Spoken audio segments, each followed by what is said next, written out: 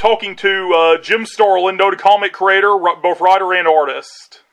Mr. Starlin, how are you doing? Doing fine. Caught in the middle of this Arctic vortex that's coming down, freezing like everybody else. Yeah. I can't remember. Do you live up in Michigan? No, I live in New York State. Okay, that's still pretty bad. Area. Yeah, I'm down in Alabama, and I mean, even down here, it is freezing. Like there are mud puddles that are. It's got that far down. Yeah, it's like there are mud puddles that are covered in ice. Yeah, I'm looking at the very same thing out this window, but I'm a little bit more used to it than I think you are. Yeah, well, honest, and I can still say I still prefer the cold to the summer winter we had last year, where it was actually warm outside in January.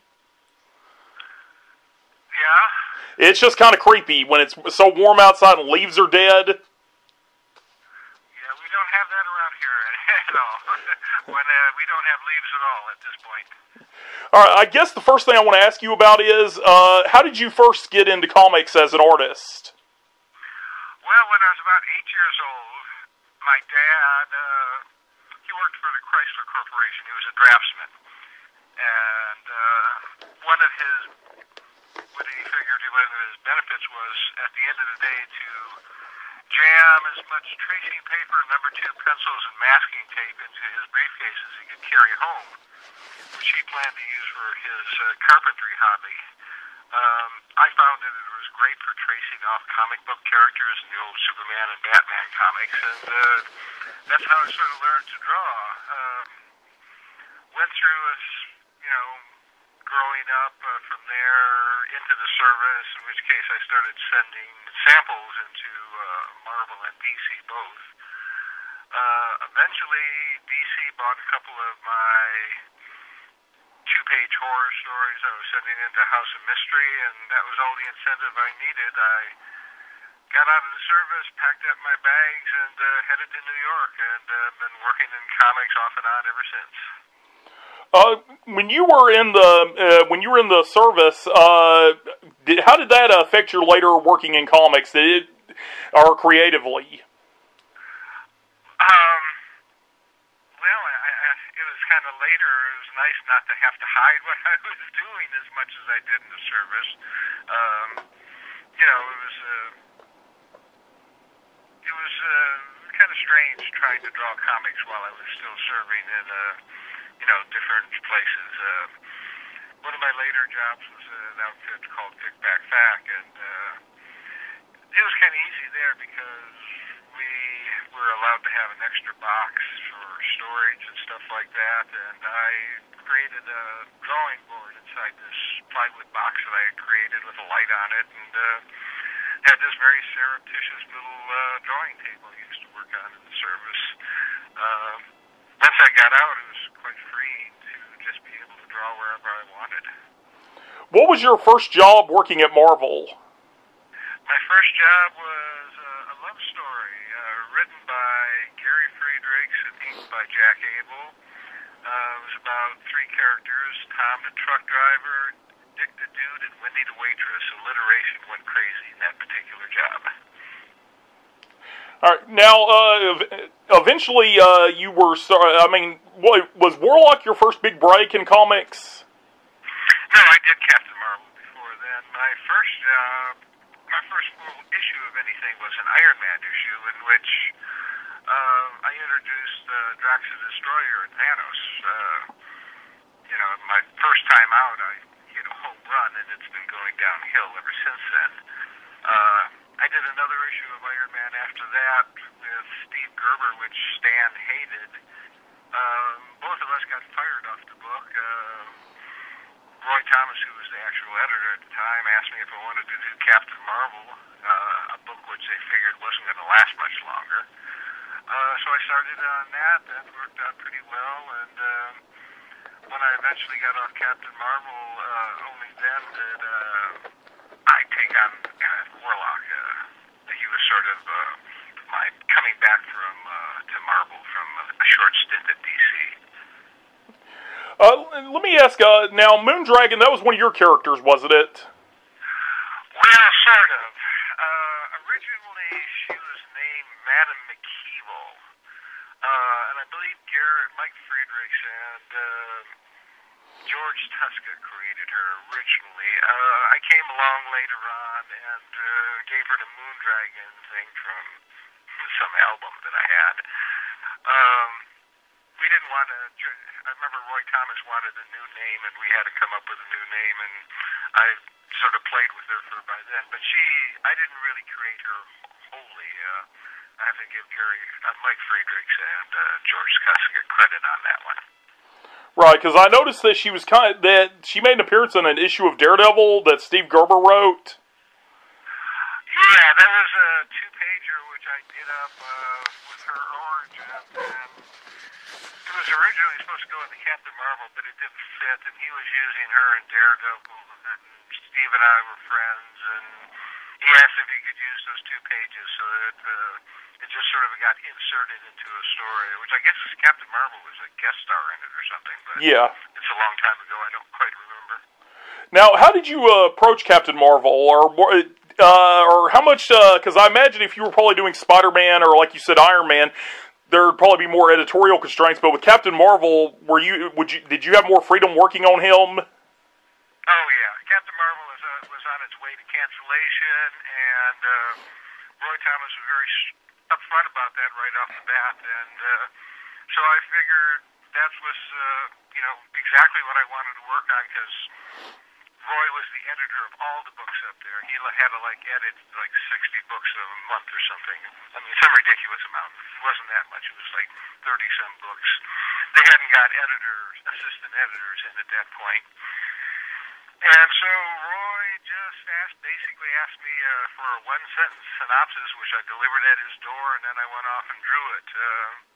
The same thing pretty well held true for Warlock when we first started up, but then Roy eventually quit, and the editors that followed wanted to get more and more control over the book that they figured was out of control because it was too weird for the rest of the books. And yeah.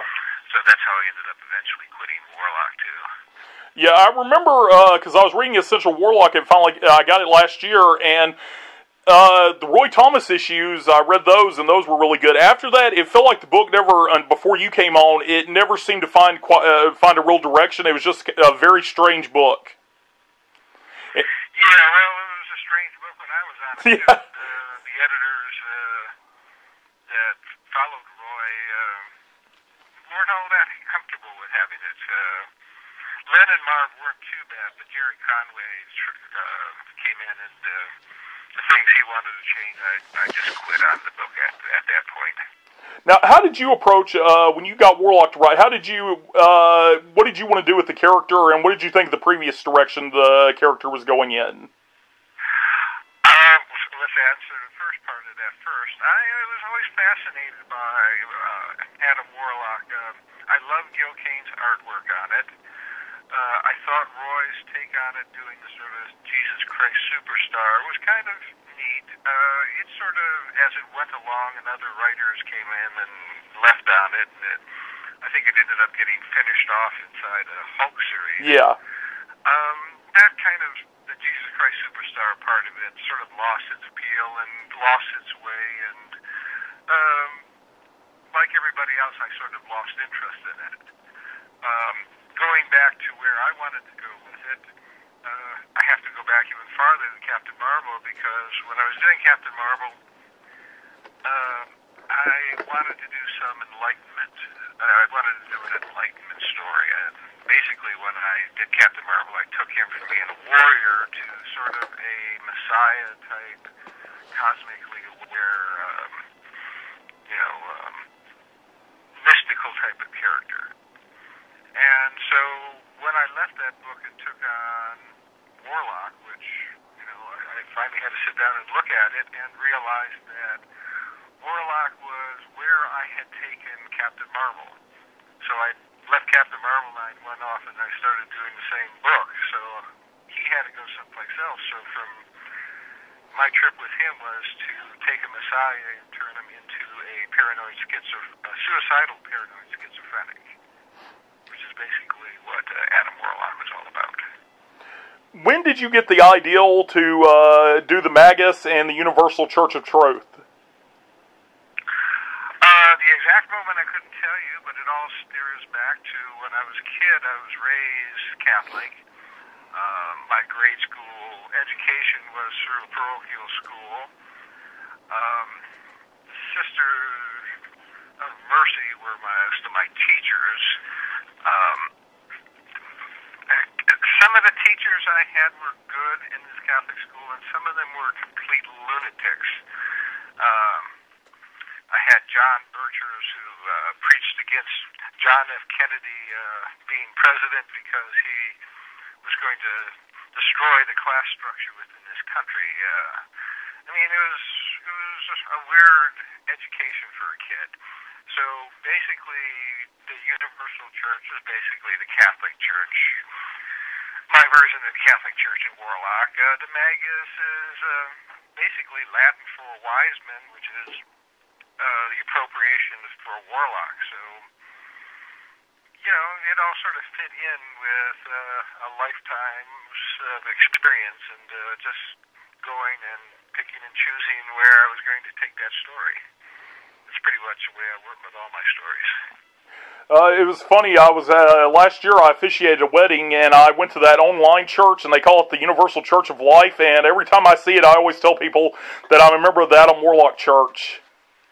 Yes. A life imitating art. Yeah, it's just funny, because I always say, if anybody gets that reference, they'll be my best friend.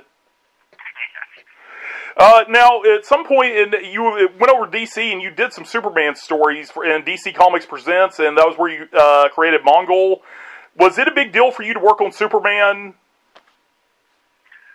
Yes, it was a lot of fun. I was also working with the legendary editor Julie Schwartz, which I had never done before. It was also kind of a fun experience because I always thought that they had never really tried to push the science fiction part of Superman all that much, and, you know, which they hadn't, aside from the Legion of Superheroes going into the future and stuff like that. There was very little space stuff going on with Superman. It was the rare story where he got sort of science fiction-y, and usually, you know, it was for one issue and then back to it. I wanted to do more of a grand epic, and you know, I think I've succeeded fairly well at it. It keeps coming back into print, so must have done something right on it. And plus, Mongul's still around, even though DC won't let me use Mongul anymore. He's a Green Lantern character. Yeah, do you feel like at points over the years they've taken liberties with Mongul? Well, you know, I wasn't there like with Thanos to sort of guide it, coming back every so often and doing a Thanos series. So where Mongul's gone is where Mongul has gone. You know, you work for a company and you work as work for hire. You have to expect that there'll be changes, and Mongul is where he's at now. There's been some fine stories. Alan Moore did a terrific story with Mongul and Superman and Batman and Wonder Woman. There have been a couple other ones. You know, he does seem to be kind of a mindless rager these days, but, you know, I don't really follow those books all that closely, so I'm probably not the one to judge. How would you differentiate Mongul and Thanos as characters? Thanos is much more sophisticated, more the schemer. He's more successful, for one thing, in his schemes. Also, Thanos has developed as a character more than Mongul ever has. Thanos is a being like Adam Warlock, sort of outside the reality of the rest of the universe. Whenever one of these big cosmic crises arise, Thanos is almost always brought in as one of the key players in it. So, you know, apples and oranges. Thanos and Mongul are two different creatures these days. They started off a lot alike, but, you know, they're different mummies. They're different creatures now. Here's what I've been meaning to ask you this. The character Nebula, she always said she was Thanos' granddaughter. In your mind, was she actually his granddaughter, or was she just somebody that was just kind of bullshitting about it? I think she was bullshitting about it. Why would character who worships death and calls himself Thanos, want to sire children. That was something that came up during one of my times that I was away, and when I came in and handled Nebula inside the Infinity Gauntlet, Thanos and everybody else treated her as a madwoman who was making this claim, and it was untrue. Yeah, well, it's an interesting thing to say, because she says she's his granddaughter, but you never actually see her parents. No. I just figured as some writer who, I don't even know who created her, to tell you the truth. She just was a bad idea that stuck around for a while. Yeah, well, I mean... put her into the Infinity Gauntlet just so I could say that she's not his daughter, or granddaughter, or whatever she was supposed to be. Well, I always had this interesting idea that in a superhero universe, obviously you wouldn't do it in the real world because, you don't want to dilute the brands, but you would probably have like 10 people claiming to be Spider-Man at any given time. Yeah. Or trying to be Batman. They're like, oh yeah, I'm Batman. Batman's like my dad or something, You'd probably have a ton of these people running around because it's not like they could copyright their identities in this world. Well, look what we have with stalkers, celebrity stalkers, and, we do have a lot of people who pretend that they are other folks, so, I remember one story here in New York City where, this fellow got along quite a long, time in New York City, getting invited to parties and help getting loans from people because he claimed he was Sidney Poitier's son, and, he went quite a ways pulling that one off. If I can go back to when you went back to Marvel, now there were a couple of stories, and again, I'm sorry I haven't been able to, I read these, it's been a while since I read them, but when the second story where Adam Warlock came back, it was the story when Thanos was turned to stone, and he pretty much went away for about a decade. Do you remember how that came about?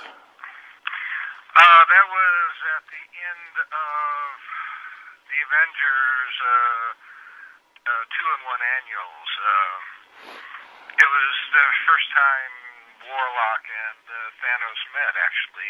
Thanos kills Warlock in that story, and at the end, Warlock's spirit turns him into stone. He doesn't show up again until at the end of the death of Captain Marvel, in which case we see that, he's living in the domain of death and has been hanging out with Mistress Death all this time. Right. In the story, Spider-Man kind of plays a role in it. I've noticed that you use Spider-Man a bit in, like, an Infinity Abyss. He turned up as a character.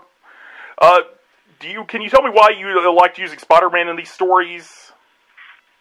Well, Spider-Man was the first character I actually did work on over at Marvel. John Romita Sr. was the penciler on Spider-Man at the time when I first came up there, and John was always late on his deadline, so some of my first work was doing layouts for John to catch up on his deadlines with that. I think I did about 3 or 4 issues, and I got credit on some of the later issues, a couple of the later issues I remember, but basically I did thumbnails, and then John came in and half the time ignored it, but sometimes you could look in there and see my artwork in it, but it was an inconsistent kind of collaboration, I must say.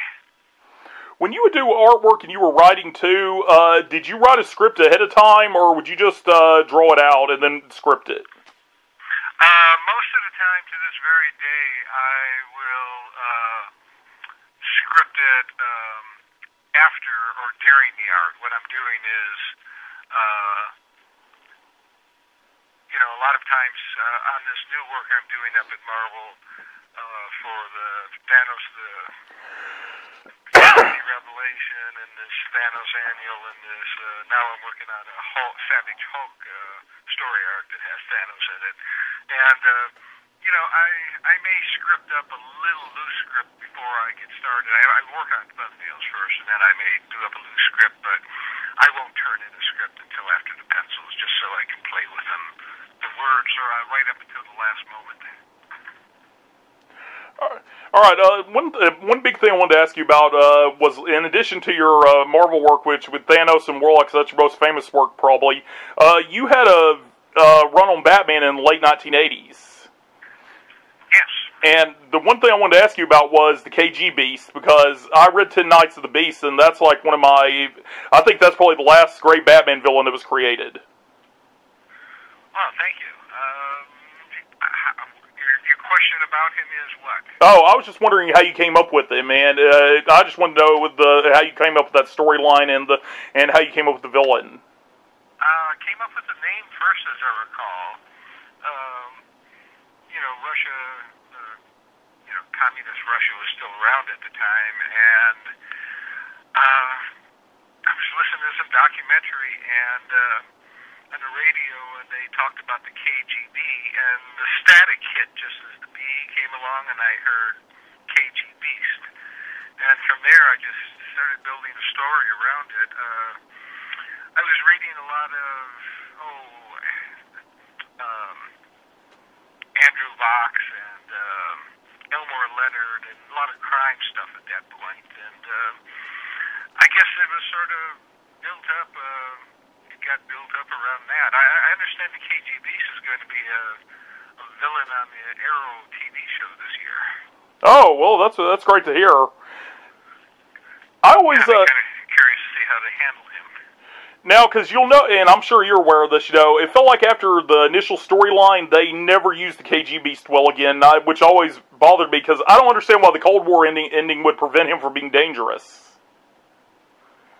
But, were you disappointed he wasn't used better, or is it a case like Mongul, where once it's out of your hands, you just have to let it go?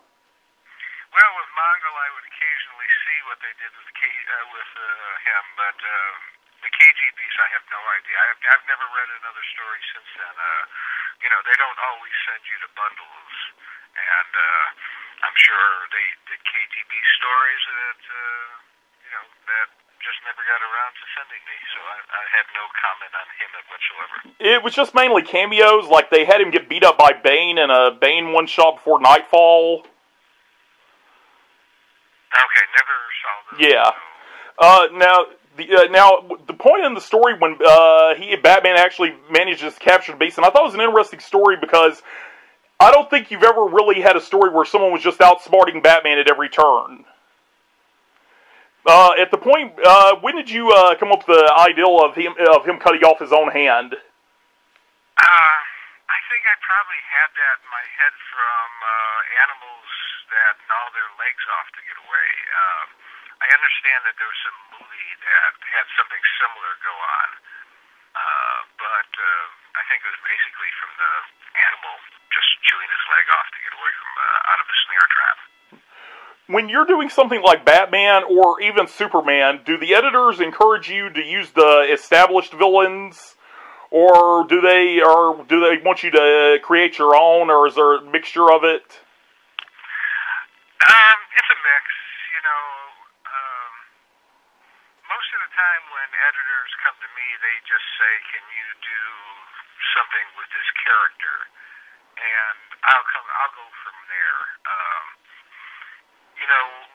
When an editor sits there and tries to tell me what the story should be, I usually walk away because, you're supposed to be hiring me because I'm the creative force. I'm not some Waldo that you can stick your hands on and do the story that they want to do. If editors want to write their own stories, they should write their own stories. Right. Now, the other big Batman story you did, and I'm sure you get asked about this probably almost as much as you do stuff about Thanos, is when Jason Todd was killed. Right. When there be a lot of free beers down in Mexico at the time it happened. When exactly? Now you wanted to kill, because I remember when I was talking to you in May, you wanted to kill.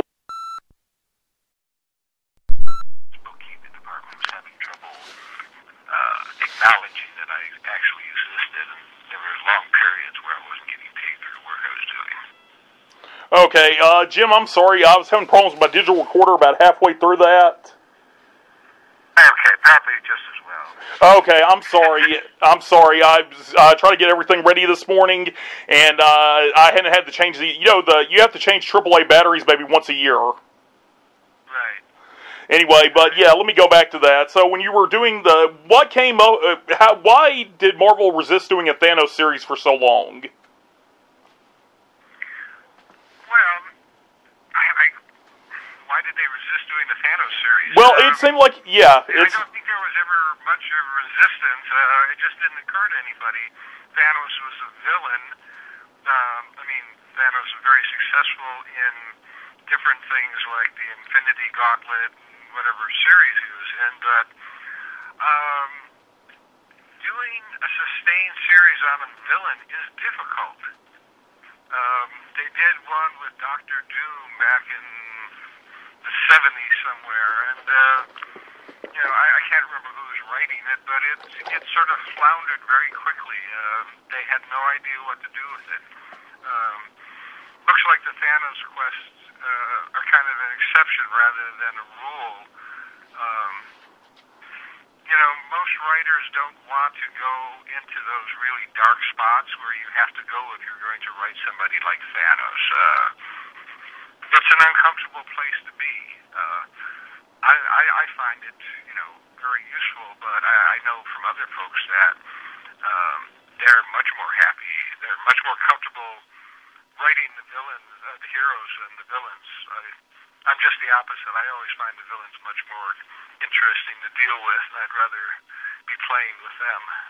Well, I kind of noticed something, because I've been reading, I read a lot of comics, usually old ones lately, and I can't help but notice whenever you'll see a comic with a really original premise, it seems like as soon as the creator's gone and somebody else comes on the book, that they try to make it into something much more traditional. Well, it's a company. It's people, the creative forces that created Spider-Man aren't there anymore. Stan and Steve Ditko have long been off the book. So what you're getting now is whoever is available that they think will write an interesting book. These aren't the creative forces that started it. These are sort of watered down copies that you get of the original. The original is always better. Look at those early Fantastic Fours with Jack Kirby and Stan. Yeah. Those are magic. It never was as good as it was those first 100 issues. Yeah, well, it's kind of like something similar, it's like I was reading about Howard Hughes, and even one of his most minor inventions, anybody else could have lived off that for the rest of their life as being their calling card. Yeah, but he wasn't satisfied. He had to do something right. more. So I probably could have retired some time back here and been comfortable up here in the Catskills, but I like drawing and writing, so I put up with the nonsense of work just because I love what I'm doing. I'm sure Howard Hughes was the same way. He just loved creating and being able to accomplish things. So I can understand that. Yeah, that's what I was getting. When you look at those first 100 issues of Fantastic Four, like in a span of 10 issues, they did the Inhumans, Galactus, and it's like, I think people kind of take that for granted now, just how much stuff they created in just such a short span of time. Yeah, that was Jack's favorite book, I think, and I think it was the best thing, followed shortly by, closely by his run on the Thor, but the Fantastic Four were his most creative, outlet, clearly. Let me ask you about something, because this reminded me, is that they did the storyline where Warlock was created as him. Years later, in I think Marvel 2-in-1, they decided to do a female version of Warlock. Yes, I think her name was. Right. Did you ever have any interest in working on that character? It seems like I did something where... No, I didn't really have any interest in that. It seems like she showed up in one story somewhere briefly, but I can't remember at this point. She shows up... 30 years ago. She didn't show up too often. Like, she would show up in the 80s a couple of times. I think the most she was ever used was probably Mark Gruenwald's Quasar run. Right, and I think she showed up in something, one of our, I had a coloring company for a while when the coloring on computers first started up. For a short while, I had some folks that I worked with, and I think we did a story where she was in. That's what I was thinking of, but none of my own work, my personal work, did I ever do anything with her. When it came time for Infinity Gauntlet, when did the ideal come? Was Infinity Gauntlet originally just be a Silver Surfer storyline? Well, the Infinity Gauntlet goes way back to, the Soul Gem with Warlock. I mean, that was his Soul Gem. In the Avengers 2-in-1 Annual, that's when we first learned that there are other Infinity Gems. And Thanos is busy gathering them, but we don't really know what they are. They just sort of developed as they went along. The Gauntlet, basically, that's when they decided they wanted to do a Thanos story, because the Silver Surfer booklet with him in it had been selling really well. And so they said, let's do a Thanos story, a one-shot. And then when the one-shot came in and the orders on it started coming in really big, they said, well, if we're going to follow this up, because my original idea was I was just going to go back to the Surfer and finish off the story.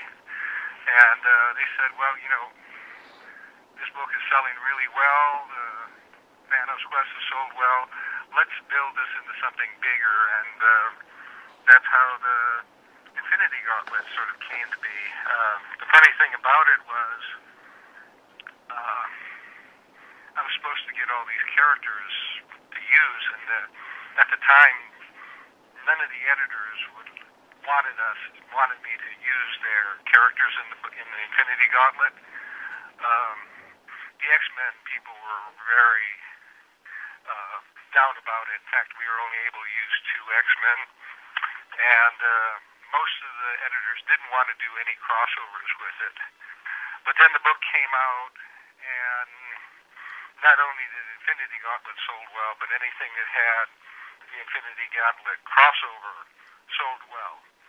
So when we got to the Infinity War, which was the next one, I suddenly had to use everybody in the Marvel Universe. Everybody wanted to be involved in it. One from one extreme to the other. It was pretty crazy. If you mind if I ask you something, I was able to get a hold of an Infinity War poster, one of the big promo posters they made. Do you know who did the art on it? Is it a painting? Yeah. It kind of looks like, it looks like a painting. It's got Galactus in the shadows. Yeah, it's me. I painted that. Yeah. Oh, it's wonderful. It's in my room. It's like I think I paid about $20 for it because I wanted it so bad. Okay, well, glad you liked it. Yeah. Now with it was done. It was painted the size of the poster. Actually, it was an enormous monster. Yeah, it was well worth it. It's one of my favorite things I have, because I've been collecting posters for like years now. Ever since I got my own home, I just plaster it with all sorts of posters. Let me ask you about this, because after Infinity Gauntlet ended, Infinity Watch began. Did you want to do a regular series like that? Once again, the books were selling so well that they wanted more books of the same, and so the storyline with Warlock surrendering, I couldn't keep Warlock as the supreme being of the Marvel Universe. They already had a couple of creatures for that. So the idea was to eventually get rid of the Infinity Gems to somebody else, and the idea of bringing it into a group, these characters were just sitting around, nobody was doing anything with them, and I created most of them, and I just loved them, so I decided to put them together in the book, and it was a very successful series for a while there. Yeah. I remember the first issue. That's one of those comics that, again, when I was a kid, I couldn't get comics whenever I wanted. I found that in one of these grab bags, and I just loved that comic so much, and it worked so well, even as an epilogue to Infinity Gauntlet, just the ideal that, I remember I liked the ideal of the Living Tribunal just saying that Warlock was probably more dangerous with supreme power than Thanos. Yeah. It's like, Thanos just going to kill a bunch of people. Angel Medina artwork. Angel did a terrific job on that art. I remember, I just like the idea that, Thanos is just going to kill a bunch of people, but then he's probably not going to do anything. Warlock, he's going to really mess stuff up. Yeah, well, Warlock came with a different perspective, which is probably scarier in the long run for a creature like Eternity or the Living Tribunal, and the fact that Thanos could be more or less predictable, is kind of predictable at what he does. On the other hand, Warlock, you never know what he's going to do next. It was interesting how you wrote Eternity, because from his first appearance in Doctor Strange, he always had the high and mighty Eternity, almost like he was above it all, but when it came to dealing with Thanos with the Infinity Gauntlet and Warlock, he almost came across like a child when a new baby's born. Well, that was basically the relationship between that. I mean, he was the highest of the high and got used to that. Unquestioned authority, and to suddenly have it questioned, I found it much more interesting to have him resisting the change, where Infinity didn't. Eternity was much more adamant about going against Warlock and Thanos. Now, I asked you this back at the convention. Can Eternity hear prayers? Could you say that again? Can he hear prayers? I'm not sure that your prayers would be directed toward him. He is like all of time. Infinity is all of space. I think the one above them is the Living Tribunal. And I think he even serves somebody higher than that. So if you're sending prayers off someplace, I think it goes, they would be not going to any one of those three characters. Now, over time, were there ever points, because you weren't really drawing during this period, can you tell me why? Just so much writing to be done. I was writing novels. The drawing that I was doing to illustrate the novels. I was just working on different things. It was just a period there where the writing was much easier. There was so much of it that I couldn't have kept up with it in the drawing anyhow, so we had to have other people drawing it. What were the names of the novels you did? Among Madmen was the first. Lady L, that's Lady E.L. was the second. The third one was called Thinning the Predators, and later on it was released in softcover as Predators. And in between there was a serialized novel in the back of First Comics Dreadstar called Pawns. Later on, you did do more art. You worked with Alan Moore on Supreme at one point. Just one issue. Right. How was that? Long after Alan had left the book, and actually I only did 18 of the 20 pages. The end of it, Alan had left whatever the publisher's name was, and it was Rob Liefeld. They lost the last 2 pages. It took them a while, and by that time I was off to doing something else, so the last 2 pages aren't really my drawings or anything like that. Okay, I found that book in a quarter box, and I'm always excited to find a comic of yours, especially if it's cheap, so I remember I grabbed it right up. Yeah, I always liked Alan Moore's work, and I thought this was going to be a great opportunity to work with him on that, and little did I know that I wasn't going to get the whole job, and that Alan had long ago left and was doing other things. Now, at one point, and I was curious if you knew about this, Marvel bought Malibu in the mid-90s, and they did a crossover using the Infinity Gems, and somehow they were once one being. In your mind, was that story canon when you came back to them? I never read it, so I had no idea. I knew that they had done something with it, but there was all this legal problems with the Malibu stuff where they couldn't use the characters that they had thought they had bought. And so I just ignored everything that went on over there, and I never even saw the issues. Yeah, I came across one or two of them. I kept meaning to ask. I was just meaning to ask about that. Another thing you did was in the 70s, you created Shang-Chi. You and was it Doug Monet, or I can't pronounce his name. Steve Englehart. Steve Englehart. Okay, yeah. Can you tell me about that? Basically, Steve Englehart and I were fans of the TV show Kung Fu. And we wanted to do a comic book adaptation of that, except it was a Warner Brothers product, and DC Comics didn't want to do it, and so we decided to do the next best thing over at Marvel. Started designing it up. Steve and I would talk over what the character was going to be.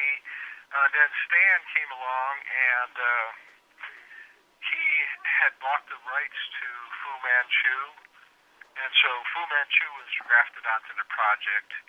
I did up pencils for the first issue, and then ran into Larry Hama, who was a cartoonist who worked at the continuity at the time, and he asked me if I had ever read any of the Fu Manchu books, and I, told him no, and he said, well, you should sit down and read any one of them, and he went off, and I think he got me one.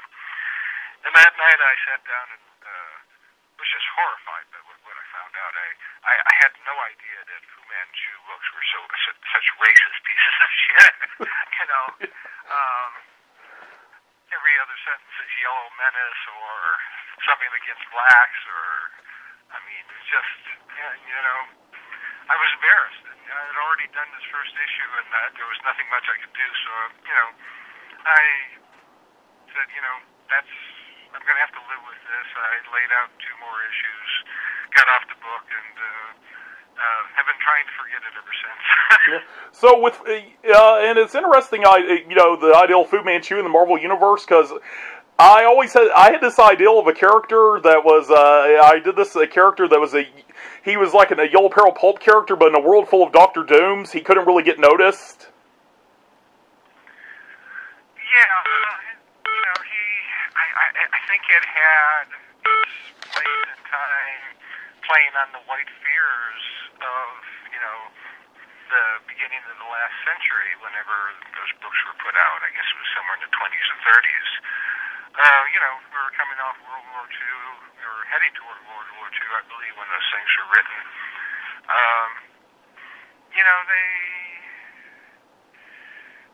They were just kind of uncomfortable, they didn't use terms like mud people or anything, but they were the same kind of... It's an undercurrent. Stuff that, gets written now by these, white supremacist groups. And, that's not where I'm at, and I don't want to have anything to do with it.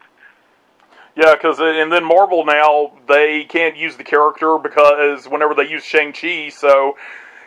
I think they said something that they tried to tease bringing him back even though they couldn't show him, and the thing I always wondered is that I can't believe the character's not in public domain, because I can't imagine that anybody's actually making money off of it now.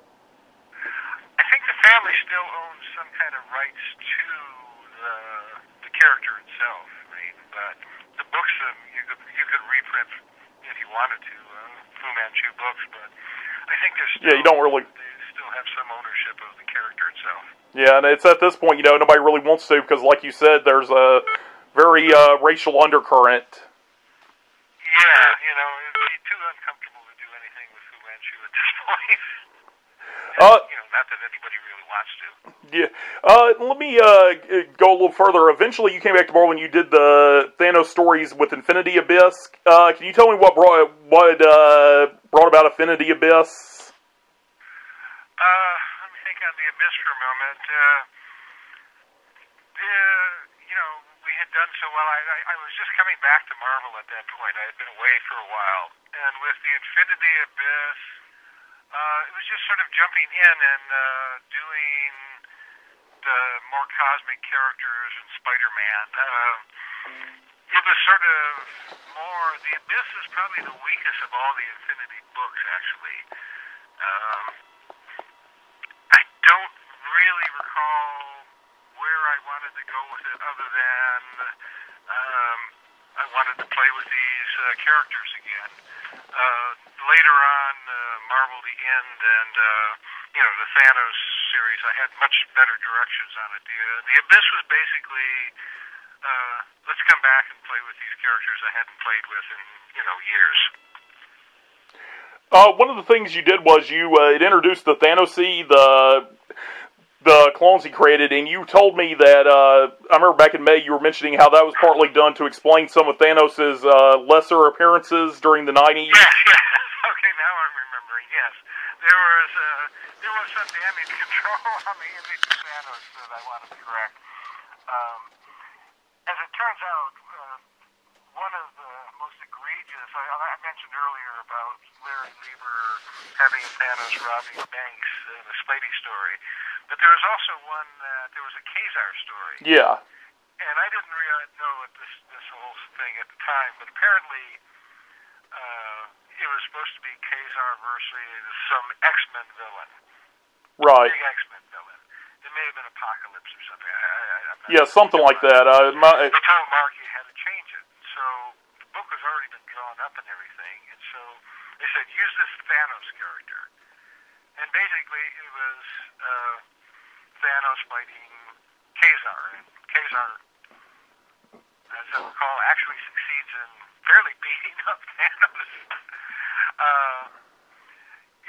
And so I figured there had to be some kind of explanation for these things, and that's where the clone stories, where crazy Thanos developed up a bunch of different Thanoses that he could use in different situations for some insane reasoning that he had at the moment. Even he is kind of embarrassed by it when he comes back and visits it a decade later and goes, I don't know what I was thinking. I thought the use of the Thanos and the Thor story, I really appreciated how well you used that story to build forward. To build more stories around it. The idea that this one crazy Thanos clone actually did a lot of damage. Yes. It was the one John Romita Jr. and them were doing. Yes, that was one of the better ones that they actually had of Thanos while I was away. Yeah, I remember there was this line about how Thanos just mentioned how Thor was so proud of it, and he seemed amused by the idea himself. Yeah, like I said, I didn't do those particular Thor stories, so I don't have much to comment on that. Yeah. After Infinity Abyss, eventually there was the Marvel The End story that I think was reprinted as Thanos The End. What were you, when did you, because originally these stories, I know the End stories were supposed to be non-canon. When did you realize it was going to actually be in continuity? Well, okay, I'll have to admit to a mistake. I never understood the concept of the End books. They hadn't had any of them out. I think the Fantastic Four one done by the Fantastic Four book. I forget the name of the artist. Alan Davis. Who did a really nice job. I never saw that, so I had no idea that the conceit was it's supposed to be the last issue. And nobody told me. I turned in the plot, and nobody said, well, what we really want is this. They just ran with it and said, okay, do it, and only afterwards did I realize that I was doing something that was different than the rest of them. I didn't intend to do it that way. I just didn't understand what I was supposed to be delivering. Do you think you would have done how would you have approached the story differently if you'd known that it was, you would have had no boundaries? By that time I learned that I had messed up. I was so far into it that there was never any time to give that any thought. And I don't know what I would have done differently at this point. It's a wonderful story. It's one of my favorites. Yeah, I had a lot of fun with it. I mean, the world leaders that I was being able to pull in there. There was a lot more fun with that than in the Abyss, actually. It's funny, I told you this in Nashville, but the only thing that ever took me out of the book was you having to draw those hideous X-Men costumes. Never was a big X-Men fan. I'm still not. That was when they were having to wear striped sweaters and leather pants. Yeah, that was just after one of the movies came came out, and so they redesigned all the characters up so they didn't look like superheroes anymore. They looked like the things in the movies, and they were just they took a while to draw. Yeah. When did you get the idea to bring in a new player into the story with the Pharaoh? Oh, I've always been a big Egypt fan, and Akhenaten has been a favorite pharaoh of mine. I used an offshoot of him. There's various different ways his name is spelled throughout the years, throughout the decades. Different researchers have. In one version, he's an Akhenaten is inside the Dreadstar series, the Metamorphosis Odyssey, at the beginning of that.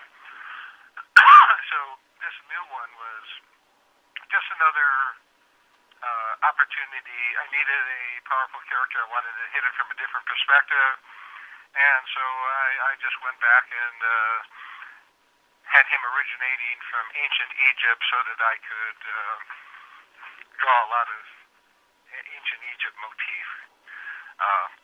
It was completely self-indulgent creating that character. Yeah, it was. I always like that type of thing in a story where sometimes you'll just have a brand new player appear from left field and knock everybody for a loop.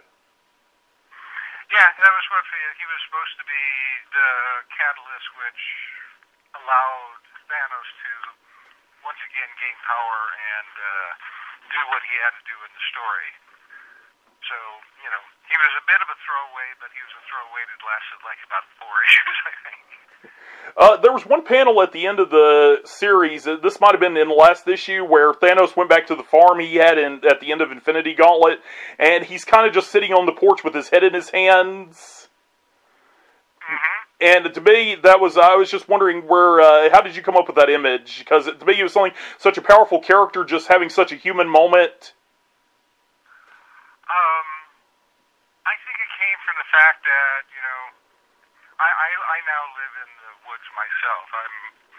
I'm not around cities or anything like that. I visit cities, but, I enjoy being away from it. And I think the story of him coming to the decision where he wanted to just take it as easy as he could was, the most logical place to be taking him. All right. Now you have a Marvel series coming out later this year. Okay, let's talk on that real quickly, but because I have another interview coming up at 3. We've been on this. I'm sorry. Yeah, that's fine. Yeah, I was just. Let me say yes. I have 3 new Thanos things coming out for Marvel this summer. One of them is Thanos: The Infinity Revelation, which is a 100-page graphic novel that I wrote and drew, and has been inked by Andy Smith. And it brings back Warlock. It has the Annihilators in it. And at the end of the story, there's a major change in Thanos. His status within the Marvel Universe has changed. All 3 of these projects, the second one is there will be a Thanos annual, which I am only writing, and Mark Bagley is supposed to be drawing it. It also will be out somewhere around June or July. And the third project is I'm doing a 4-issue story arc in a new book called The Savage Hulk that will be coming out. And it features Thanos and Annihilus as guest stars within that series, that story. All right. So those are the 3 things that will be coming out this summer. All right. Jim, thank you very much for talking to me. Yeah, I was asking about that because my sister has been trying to bug me for about 30 minutes about watching her baby. Yeah, and I had to set up this today. I had to go through 3 people to get the time away because she gets into everything, and I wouldn't be able to talk to you if she was here. Okay, well, I'm glad we had this chance to talk. Wish we could have done it later, but like another 15 minutes, I got to start in on it again, I'm afraid. No, that's fine. Thank you very much for talking to me. It's something I'll always appreciate. Okay, well, you take care, and send me a link to your podcast when you get the chance. I sure will. I certainly will. You have a good day.